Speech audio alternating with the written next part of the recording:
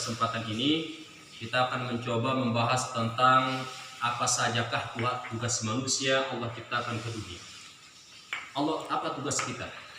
Apa tugas hamba Allah Subhanahu wa taala ke dunia? Setidaknya dari Al-Qur'an Allah Subhanahu wa taala memberikan beberapa tugas kepada manusia. Yang pertama adalah ibadah. Apa namanya? Ibadah. Ini dalam Al-Quran, dalam surah Az-Zariyat ayatnya 56. Allah Subhanahu wa taala berfirman, "Wa ma khalaqatul jinna wal insa illa liya'budun." Tidaklah aku menciptakan jin dan manusia kecuali hanya beribadah kepada Allah Subhanahu wa taala. Pertama, ibadah. Lalu bagaimana pekerjaan atau kelakuan-kelakuan yang kita lakukan tersebut membuahkan ibadah kepada Allah? Yang pertama yang harus kita perhatikan adalah bagaimana niat kita. Ketika kita niatkan untuk ibadah kepada Allah, maka akan bernilai ibadah. Ketika kelakuan kita, pekerjaan yang baik itu akan kita awali dengan niat yang ikhlas beribadah kepada Allah Subhanahu wa taala karena Allah, maka itu akan membuahkan pahala dari Allah Subhanahu wa taala. Innamal a'malu binniyat wa innamal likulli imrin ma nawa. Maka segala perbuatan, tingkah laku kita tergantung dengan niat yang kita lakukan. Yang pertama, ibadah. Apapun bentuknya, pekerjaan kita niatkan karena Allah, maka akan jadi ibadah di hadapan Allah Subhanahu wa taala. Mau pergi ke tempat saudara, niatkan silaturahim.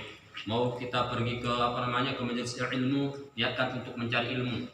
Ketika kita ke saudara kita atau misalkan ke teman kita, niatkan untuk menimba ilmu. Insya Allah akan membuahkan pahala.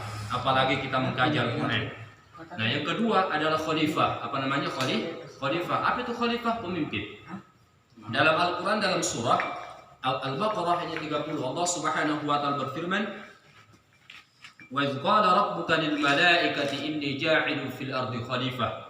Qalu ataj'alu fiha man yufsidu fiha wa yasfiku ad-dima' wa nahnu nusabbihu bihamdika wa nuqaddisu lak qala inni a'lamu ma la ta'lamun. Dalam Al-Qur'an, dalam surah Al-Baqarah ayatnya ke-30, Allah Subhanahu wa taala menjelaskan, ingatlah. Lalu Allah Subhanahu wa taala menyuruh hambanya untuk mengingat. Apa yang kita ingat? Bahwa pernah dulu Allah Subhanahu wa taala menciptakan seorang nabi. Yang pertama, seorang rasul. Siapa namanya? Nabi Adam alaihissalam. Lalu apa fungsi Nabi Adam Allah ciptakan ke muka bumi ini? Padahal sebelumnya ada umat, ada hamba, ada makhluk Allah Subhanahu wa taala, ada malaikat, ada iblis, ada jin, semuanya. Tapi kenapa masih Allah Subhanahu wa taala ciptakan seorang Nabi Adam, seorang manusia? Khalifah, apa namanya? Khalifah. Sebagai pemimpin, sebagai pengarah, sebagai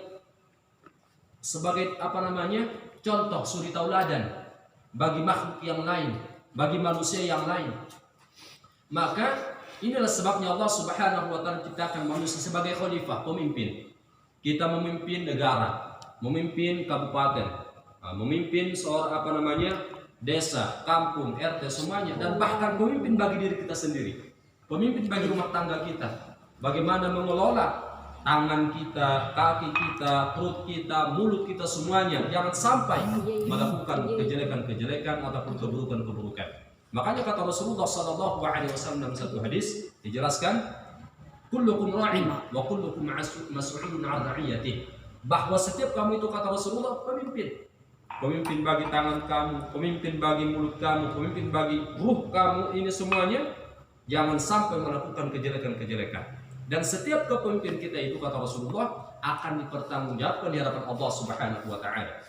Makanya dalam Al-Qur'an, dalam surah Yasin, Allah Subhanahu wa taala menjelaskan, "Al-yauma nakhtimu 'ala afwahihim wa tukallimuna aydihim wa tashhadu arjuluhum bima kanu yaksibun." Pada hari ini, kata Allah Subhanahu wa taala, mulut kamu akan ditutup, tangan, kaki, semuanya akan memberikan pertanggungjawaban, memberikan apa yang mereka lakukan, dan ini sebagai saksi bagi kita.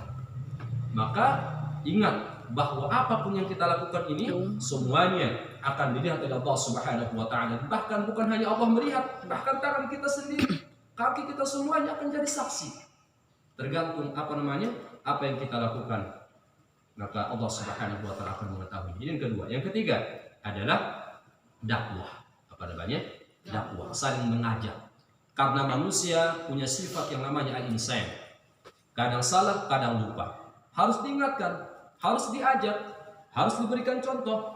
Makanya kata Allah Subhanahu wa taala dalam Al-Qur'an dalam surah Al-Imran ayatnya 104. Allah Subhanahu wa taala berfirman, "Wal takum minkum ummatun yad'una ilal khair wa ya'muruna bil ma'ruf wa yanhauna 'anil munkar wa ulaika humul muflihun." Hendaklah dalam satu golongan umat di antara kamu, kata Allah Subhanahu wa taala, harus ada di antara kamu itu yang mengajak kepada kebaikan dan mencegah daripada kemungkaran. Kalau ada teman kita yang melakukan kemungkaran, melakukan kemaksiatan, melakukan kesalahan, berikan peringatan kepadanya, berikan kabar gembira kepadanya, berikan sebuah nasihat. Karena ad-dinun nasihat, kata Rasulullah, bahwa agama ini nasihat, saling menasihati. Tawasau bil haqqi wa tawasau bis sabr. Saling menasihati dalam kebenaran dan kesabaran. Ustaz tidak selamanya benar, pasti ada salahnya. Maka berikan peringatan kepada ustaz sekalipun, dan bahkan anak-anak kita, istri kita, dan bahkan sesama temannya, saling menasihati. Dan akan kata Rasulullah SAW bersabda, al-mu'minun kal bunyan, bahwa orang yang beriman itu bagaikan bangunan, yashudduhu ba'duhu ba'dan, yang saling menguatkan antara satu dengan yang lain. Saya dengan adik, saya dengan teman-teman saya di sini saling menguatkan, saling mendukung dalam kebenaran, saling mencegah dari kemungkaran-kemungkaran yang kita lakukan. Nah, oleh sebab itu ingat bahwa tugas kita ke dunia ada 3. Yang pertama ibadah, yang kedua khalifah sebagai pemimpin bagi diri kita, pemimpin bagi keluarga kita, pemimpin bagi teman-teman kita semuanya, masyarakat kita. Yang ketiga adalah dakwah, bagaimana mengajak manusia ke jalan Allah Subhanahu wa taala. Mudah-mudahan ada manfaatnya. Assalamualaikum warahmatullahi taala wabarakatuh. Waalaikumsalam warahmatullahi wabarakatuh.